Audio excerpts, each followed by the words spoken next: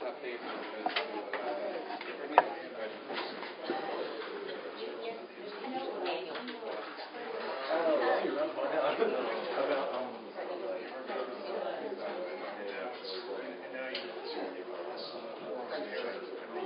yeah, that's fine.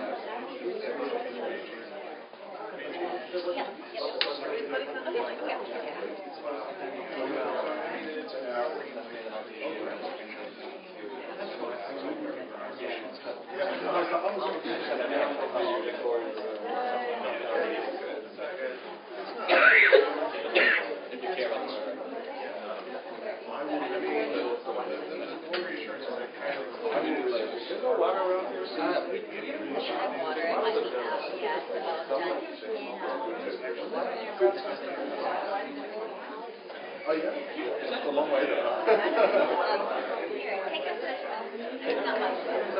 Yeah, unfortunately, I haven't get that flow in America, yeah, in New York.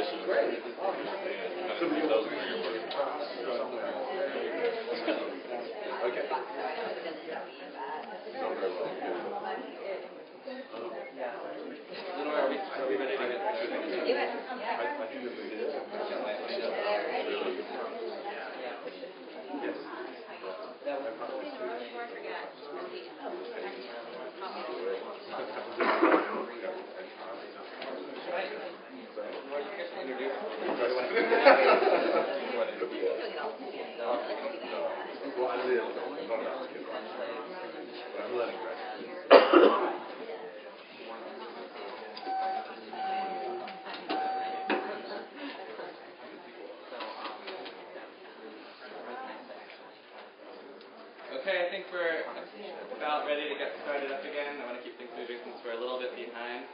I'm very excited about this next panel and to introduce these panelists. We have had one cancellation. Daniel Dale won't be able to make it due to a family illness. So we're at three. Joe North, Stephanie Scherzer, and Marcus Brack.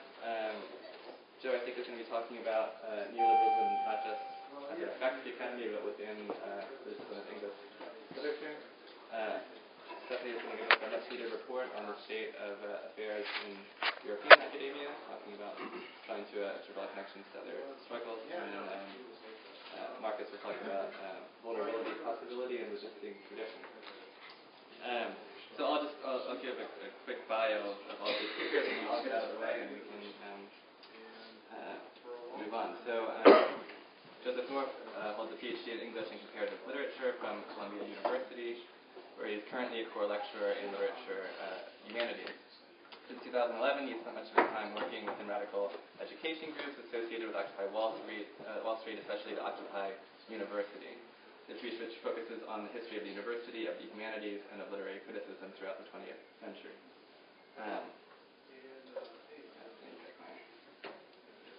Stephanie Scherzer has been teaching translation studies and comparative literature at the École des Études en Sciences Sociales in Paris since 2008. Before moving to France, she worked for 6 years in Northern Ireland, working at the University of Ulster and at Queen's University Belfast. She has published a book on Northern Irish Troubles fiction, as well as a number of articles on intercultural connections between Irish, German, Russian, and French poetry. And Marcus Brack is a PhD student in the Department of Cultural Analysis and Theory at Stony Brook University, where he holds the W. Burghardt Turner Fellowship. He proudly describes himself as caught up in a frantic neo-Harlem Renaissance. Originally from Compton, California, Marcus owes a tremendous debt to his grandmother's fearlessness and tenacity. By creating cohesion among queer theory, cultural studies, the black body, and the poetics of hip-hop, he probes the power of image. He has continually held an invested dialogue around political and social issues that affect persons of color, particularly in LGBT communities, by stressing the importance of practice. So, with those notes aside, we'll give the floor to Jack. Thanks, everyone, and thanks to the conference organizers. I was deeply excited when someone decided to organize an M&A sub-conference. I just think it's a good idea. I'm going to be talking a little bit about something that's, I think, very relevant to the themes of the conference, but perhaps a little bit out of left field, as it were, although that's perhaps a loaded metaphor. I find that a lot of work over the last, say, 10 years on the left within the academy about people concerned about the kinds of issues that we've been discussing at the conference seems to be into issues about, really important issues about academic labour. What's the nature of academic labour nowadays? Concerns about adjunctification, loss of tenure, transformations in the nature of, precaritization of labour, all these kinds of concerns that seem really, really important. And then there's also been a body of work that's been done on the sort of neoliberal changes to the governance structures of the university and the financial structures of the university. So a lot of work on the corporatization of university structures, where the money's coming from, and to what special interests, or now just corporate interests quite openly, are controlling, various parts of the university, whether BHP is actually funding the Institute for Research into Climate Change, all these kinds of questions. All of that research seems really, brilliant and wonderful to me. But I think that there's a body of sort of knowledge out there that needs to be produced that has not been produced about a slightly different topic, which is about the way in which the neoliberal period has affected not just the ways in which we labour, or the conditions under which we labour in the university, but the actual content of our labour, like what are we actually doing in the university. So I find often when you speak to particularly like graduate student organisers, it feels like there's a lot of graduate student organisers here, and I know that I speak to a lot of them, you find that people are there's a sort of weird disconnect between the activism that they're engaged with and then their sort of dissertation work, which is quite different. And even if their dissertation work is on a kind of radical topic, it often doesn't feel quite very radical at all. Like it could be, they might be labour historians in their sort of academic work, but it doesn't quite feel very connected to their academic practice, to their radical practice rather. So I'm really interested in that moment, where what is that disconnect and where does it come from? That's one way to sort of frame the discussion. So what I'm going to suggest very briefly, I have two parts to the presentation, just two brief parts. The first part, I'm going to talk a little bit about a change that I think's happened in the structure of the university worldwide generally, but particularly focusing on the US universities. During in the sort of shift from a sort of Keynesian welfare state regime to a neoliberal regime, somewhere in the sort of late 70s, early 80s region. And it's a shift that I don't think has been well noticed, although it's been noticed in various forms. And the shift that I'm going to be talking about is a shift where previously the university used to be justified very often by having sort of reference to two primary goals of the university: knowledge production and something that you might call enculturation or cultivation or sort of subjectivity formation. And with the onset of neoliberalism, the second of those justifications drops out, and now even people defending the university do it in terms of knowledge production a lot, very often. So I'll talk a little bit about that in the first part.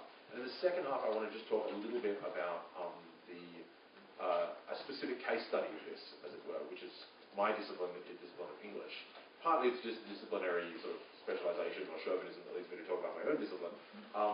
But it's also an important case, not only because it's just an interesting case study that one can imagine does this play out in one sort of discipline, and if so, how? But also because the discipline of English acquired, in certain respects, a sort of weird centrality to the humanities in the 50s and 60s, and then faded out in the 70s, and now is no longer sort of as central to humanities in a certain form.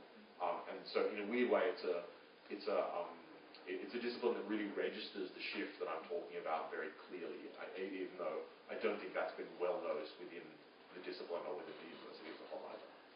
So, they're the two parts of my lecture. And then I'm going to end by just suggesting a couple of things very briefly about where we might want to go next, what we might want to do about the kind of situation I'm describing, if you buy my idea of what it is.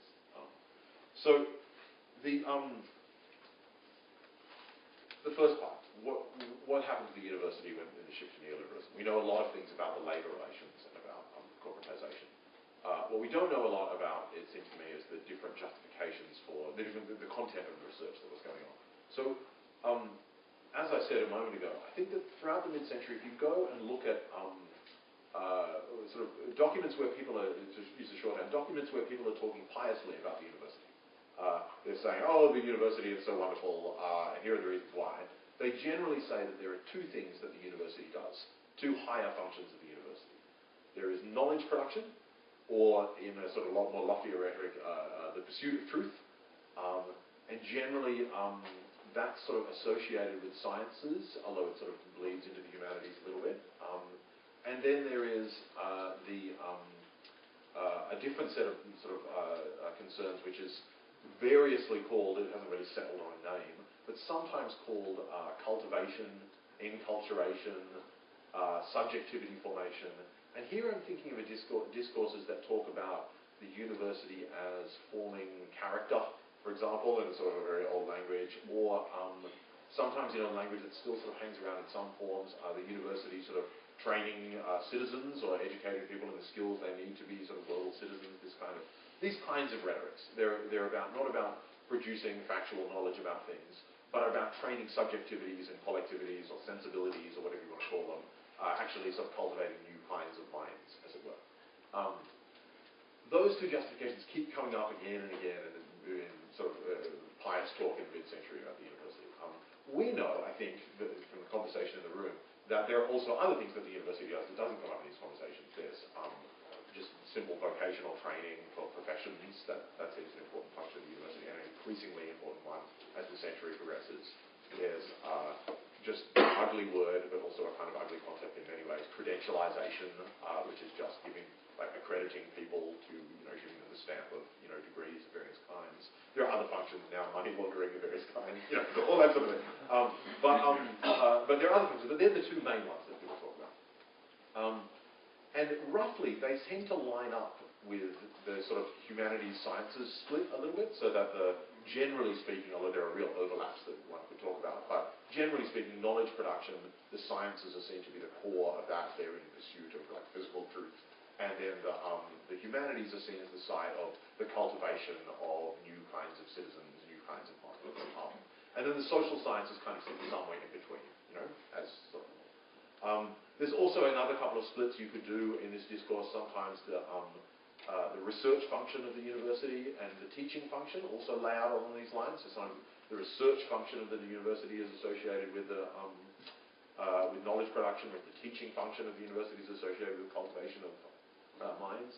Although that also switches around too. There are all sorts of exceptions where research in the humanities is into, in the 50s and 60s very often, particularly in literary criticism, better ways to cultivate different kinds of subjectivities. Whereas in the sciences, there's also a sort of focus on the teaching function when they're trying to communicate the knowledge that they've researched, etc. And then lastly, there's also, the split can also go sometimes in terms of within the teaching function, kind of graduate and undergraduate education. Undergraduate education very often sort of slants towards, in the 50s, 60s, 70s, cultivating citizens, this kind of